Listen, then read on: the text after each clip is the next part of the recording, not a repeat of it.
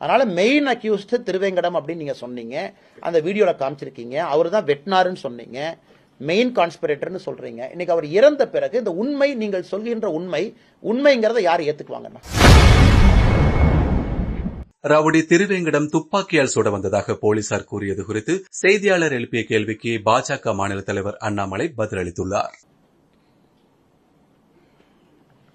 நன்றி அண்ணா. அந்த துப்பாக்கின்ற ஒரு விஷயம் சொல்லியிருந்தீங்க, அது வந்து உடல் உபாதை கழிக்க போகும்போது அவர் எடுத்து வந்ததா காவல்துறை விளக்கம் சொல்லியிருக்காங்க.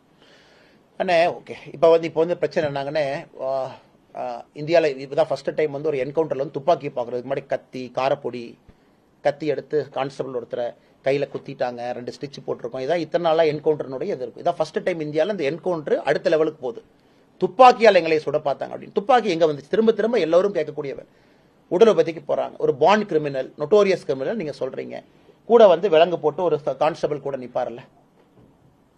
நான் படத்தில் பார்த்தா கூட, ஒரு படம் எடுத்தா கூட கையில் விலங்க போட்டு 2 கான்ஸ்டபிள் நிற்கிறாங்க. திரும்பி நின்று அவர் வந்து ஒரு டாய்லெட் போகிறாரு, பக்கத்தில் ஒருத்தவங்க நிற்கிறாங்க. இதுதான் இத்தனை காலமாக பார்க்குறோம். ஆனால் இன்னைக்கு காவல்துறை அவர்கள் ஒரு விஷயத்தை சொல்லிட்டு அதை சமாளிக்கிறதுக்கு நிறைய விஷயங்கள் தொடர்ந்து பேசுறாங்க. அதான் பிரச்சனையாங்க.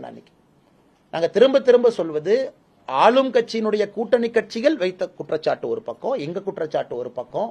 அதனால மெயின் அக்யூஸ்ட் திருவேங்கடம் அப்படின்னு நீங்க சொன்னீங்க, அந்த வீடியோல காமிச்சிருக்கீங்க. அவர் தான் வெட்டினாருன்னு சொன்னீங்க, மெயின் கான்ஸ்பிரேட்டர்னு சொல்றீங்க. இன்னைக்கு அவர் இறந்த பிறகு இந்த உண்மை, நீங்கள் சொல்கின்ற உண்மைங்கிறத யார் ஏத்துக்குவாங்கன்னா? Who will believe it is a truth?